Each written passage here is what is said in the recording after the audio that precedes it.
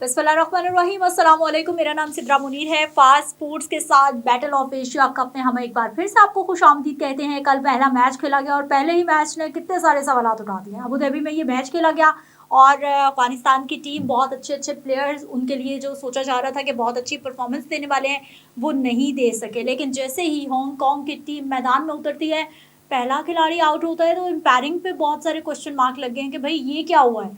Empire review में नहीं गया, जो बैटिंग कर रहा था प्लेयर वो रिव्यू में नहीं गया। आप सीधे सीधे आए हो, आपने जो है वो आउट हुए और बाहर जाके आप बैट शॉट उठा उठा के मार रहे हो, तो ग्राउंड में क्यों नहीं एक्शन लिया गया? क्या फिक्सिंग की तरफ इशारे हो रहे हैं, क्या हो रहे हैं? और आज का अहम मैच होने जा रहा है जी, India versus UAE.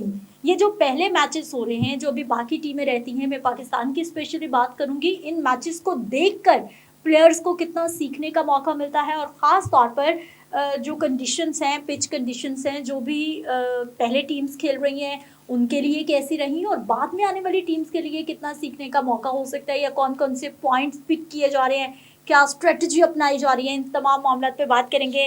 Imran Sohail हमारे साथ मौजूद है। अस्सलाम वालेकुम। वालेकुम अस्सलाम। कैसे हैं आप? अल्हम्दुलिल्लाह से। इमरान सोहेल, कल का मैच बहुत सारे क्वेश्चन मार्क लग गए पहले मैच में। कल का मैच पहला मैच था और ये कह सकते हैं कि ये एक वार्म अप मैच कहा जा सकता है अफगानिस्तान के लिए, क्योंकि जो हांगकांग की टीम है वो इतनी तगड़ी टीम तो है नहीं, लेकिन फिर भी वो क्वालिफाई करके यहाँ तक पहुंची है।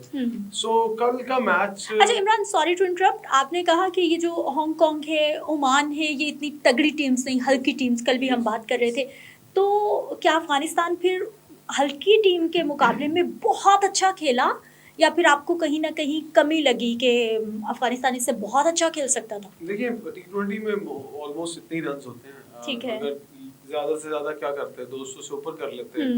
मैं समझता हूँ कि 20-25 रन शॉर्ट थे, अपनी स्ट्रेंथ के हिसाब से ज्यादा करने चाहिए थे। अगर उनके जो इब्तदाई बल्लेबाज हैं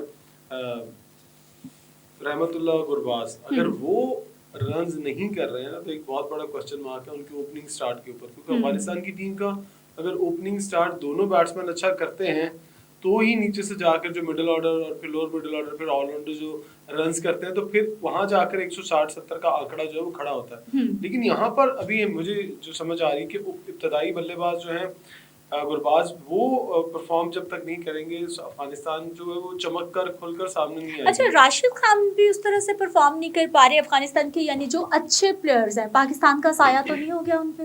देखिए राशिद खान की बात अगर करूं तो वो एज फैक्टर भी जिस तरह उनकी एज बढ़ती जा रही है, तो बॉडी मूवमेंट और वो जो स्ट्रेचेबल एबिलिटी है बॉडी के अंदर वो कम होती जा रही है, और फिर उस तरह से लाइन और लेंथ नहीं है।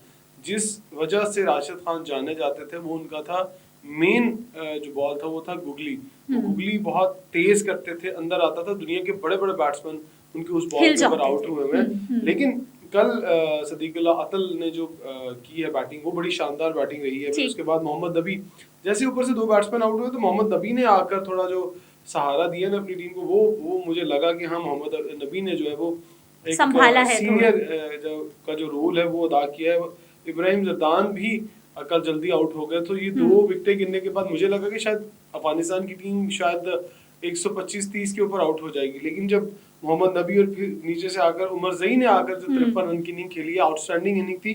जस्ट 21 बॉलों के ऊपर उन्होंने 53 रन की इनिंग खेली है। उनके इसके अंदर 5 छक्के शामिल है। सो ये साबित करता है कि जो हांगकांग का जो पहला अटैक है, उसके बाद जब उनके दूसरे लोग आते हैं बॉलिंग करने के लिए, मिडिल में स्पिनर और फिर मीडियम पेसर, वो हल्के हैं, इसीलिए खुलकर कल बैटिंग की। और एक खास बात जो आपने इब्तदाई में कही कि कंडीशंस जो अबू धाबी की है वो सबको समझ आ गई है। वहां पर फास्ट बॉलर्स को ज्यादा फायदा हो रहा है। अगर वहां पर अच्छे फास्ट बॉलर हो, क्योंकि वहां हवा चलती रहती है, कल भी मैंने आपको बताया था कि हवा चलती है, थोड़ी नमी रहती है हवा के अंदर, और फास्ट बॉलर को एडवांटेज होता है। और वो उनके जो स्क्वायर है राइट और लेफ्ट पिचेस के, वो भी ग्रीन टॉप है, तो बॉल ज्यादा पुराना होता नहीं है वहां पर। जब बॉल पुराना नहीं होगा तो स्पिनर्स को फायदा कम होगा, ग्रिप करने में मुश्किल होती है, फास्ट बॉलर्स के लिए काफी आसानी रहती है। सो कल इसीलिए इब्तिदा में 2 फास्ट बॉलर ने आउट किए। उसके बाद फिर आपने देखा कि जो उमर ज़ई हैं उन्होंने भी बड़ी अच्छी बॉलिंग की। अफगानिस्तान के फास्ट बॉलर्स ने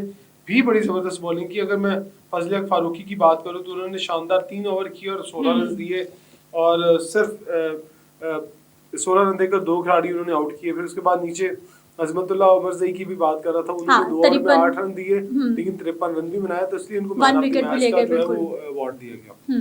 लेकिन दूसरी तरफ मुझे नहीं, हांगकांग की बैटिंग इब्तिदा में ही हाँ, ये अगला सवाल इमरान मेरा यही होने वाला था कि वो क्या मामला था, एम्पायरिंग पर क्वेश्चन मार्क लग रहा है, फिक्सिंग की तरफ इशारे हो रहे हैं कि इतना वाज़ेह तौर पर जो है वो आपने आते ही फर्स्ट बॉल किया है, बैट से इतना ज़्यादा डिस्टेंस है, पिच एम्पायर ने विकेट कीपर ने कैच कर लिया है, कोई पूछ ही नहीं रहा, आप देखिए, आराम से बाहर चले गए अगर हो। विजुअल में भी अगर आप रिव्यू में, देखें हाँ। तो आप विजुअल जो चल रहे हैं स्क्रीन के ऊपर, आप उसमें देखिए तो कम से कम 1 फुट का गैप है। ठीक, वाज़ेह है, यानी यस, बिल्कुल करीब तरीन नहीं था कि पहला हम बॉल खेलते हैं उनके बैट्समैन राठ, और वो जब खेलने के लिए जाते हैं left hand batsman, ball swing होता है, नया बॉल है, विकेट कीपर के पास जाता है, तो वो एक जेन्युइन एक ना नॉर्मल कंडीशन है कि लोग अपील करते हैं कि क्लोज टू द बैट जब जाता है, तो जब अपील की विकेट कीपर बॉलर ने, तो अंपायर ने आउट दे दिया।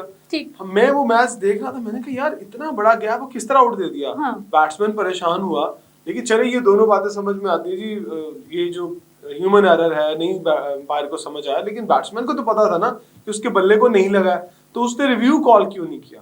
हालांकि 10 सेकंड के अंदर अंदर वो रिव्यू कॉल कर सकता है, बाहर जाकर बल्ला फेंक रहा है और ये बता रहा है ये गलत आउट दे दिया, तो भाई मुझे लगता है कि कहीं ना कहीं ये जो पहला आउट है, ये एक गड़बड़ घोटाला कहीं मुझे लग रहा है कि है, क्योंकि जो मैच फिक्सिंग की आवाजें हमेशा से दुनिया में आई हैं, और बिल्कुल आती रही हैं। ये वाला मामला बैट्समैन के हाथ में था कि वो इसके लिए रिव्यू में जाता, कोई भी दुनिया का बैट्समैन होता रिव्यू में जाता, रिव्यू में ना जाना, ये मुझे लगता है कहीं ना कहीं इस पूरे इवेंट के अंदर किसी एक ऐसी तरफ इशारा कर रहा है कि क्या ये मामला कहीं जो मैच फिक्सिंग वाली साइड पे वहां तो नहीं जुड़े हुए।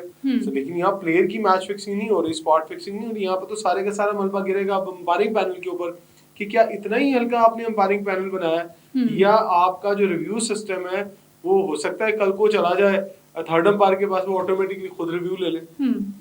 अच्छा इमरान, स्पेशली जितने भी क्रिकेट के बड़े बड़े मैचेस होते हैं, बड़े बड़े टूर्नामेंट्स होते हैं, हमने देखा है रिव्यू में जाना, एक एक बॉल, एक एक गेंद, एक एक स्कोर, जान अटकी भी होती है कि ये क्या होगा। देखिए रिव्यू का, और कल कितना आसान मामला हुआ है, ये वाकई हैरान कुन। देखिए रिव्यू में तो प्लम आउट भी हो जाए ना, हमने अक्सर बैट्समैन को देखा, उन्हें पता होता है कि वो पैड पे लगा और वो आउट है, और वो रिव्यू कॉल कर देते हैं, फौरन कहते हैं जी रिव्यू ले लें। हालांकि उनको सामने वाला बैटर उनका कह रहा था यार ना ले तो वो फिर भी रिव्यू ले लेता है। लेकिन इस मामले के अंदर रिव्यू ना लेना, ये मेरी समझ से बाहर है। मैंने अपनी क्रिकेट की तारीख में आज तक ऐसा नहीं देखा कि आपके पास रिव्यू भी हो और आप रिव्यू ना लें, और आप कम से कम 1 फुट के गैप से बॉल गुजरे, और वो कल हमने देखा प्रोडक्शन टीम ने हर एंगल से दिखाया, को 7-8 एंगल से दिखाया कि वो बहुत बड़ा गैप था। शायद बैट्समैन नींद में थे या उनको नींद में खुद ब खुद जाना पड़ा, कोई मजबूरी थी उनकी कि वो वॉक करके बाहर चले गए।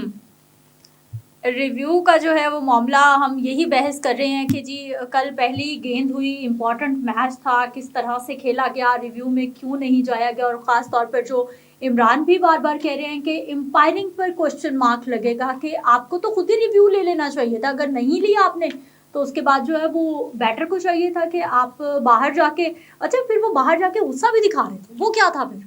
वो मुझे लगता है एक्टिंग कर रहे थे, बाहर जाके एक्टिंग करके दिखा रहे थे कि मैं आउट नहीं था, तो भाई तो आउट नहीं था तो रिव्यू ले लेता, यही हम बार बार यही बात कर रहे हैं। लेकिन अगर ओवरऑल बैटिंग की बात करें तो हांगकांग की बैटिंग, जस्ट 2 बैट्समैन जो हैं वो डबल फिगर में गए हैं, जिसमें बाबर ने किया 39 से, वो बाबर नहीं, हमारे बाबर नहीं है, हमारे बाबर तो टीम से बाहर है, ये बाबर हयात हैं जिन्होंने 39 रन बनाए हैं, और यासीन बाकी सिंगल डिजिट रहे ना सारे प्लेयर्स। अच्छा मजे की बात एक और बताऊं कि इस टीम के अंदर ज्यादा प्लेयर जो है वो पूरी की पूरी टीम, ज्यादा नहीं, पूरी की पूरी टीम का जो प्लेयर का स्क्वाड है वो कुछ पाकिस्तानी और कुछ इंडियन है। ठीक, सो ये हांगकांग के प्लेयर नहीं है।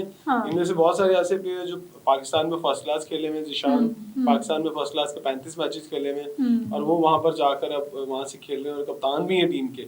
सबसे मजे की बात ये है। लेकिन ये एक एक्सपीरियंस के तौर पर हांगकांग की ये टीम जो है वो टूर्नामेंट खेलेगी, अगले आने वाले 3 मैच और बड़े तगड़े हैं। अच्छा इमरान, हमें ये बताइए कि पाकिस्तान का मैच है जी पहला 12 सितंबर को।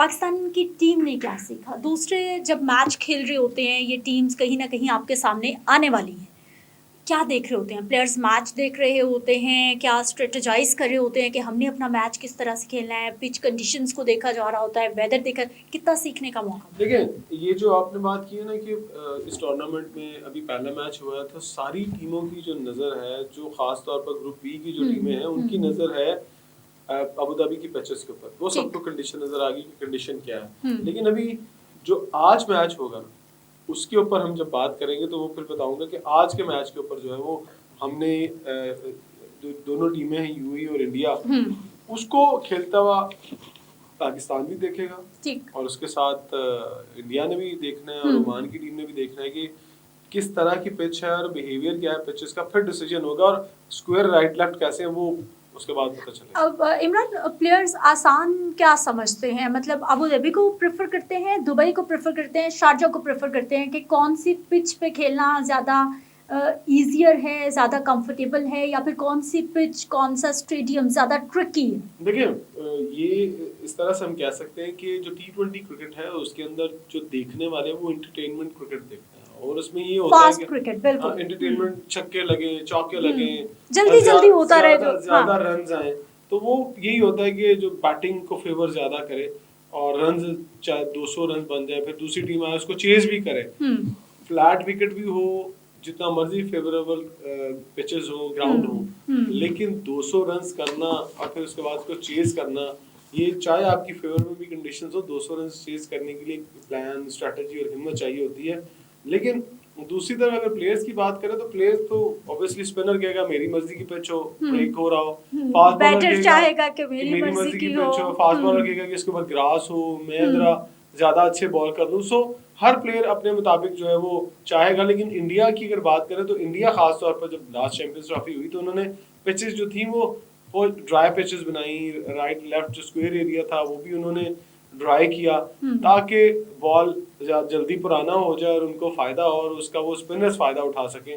सो देखते हैं कि इस मरतबा आज जब पर्दा उठेगा पिच के ऊपर से तो पता लग जाएगा कि स्क्वायर एरिया वाकई रफ है या उसको भी ग्रीन छोड़ा गया। ठीक है इमरान सुहेल, गुफ्तगू का सिलसिला यहीं से जोड़ेंगे, एक वक्त है शॉर्ट ब्रेक का, वापस आते हैं, बात करेंगे जी आज के मैच की जो कि होने वाला है यूएई वर्सेस इंडिया। बात करते हैं शॉर्ट ब्रेक के बाद।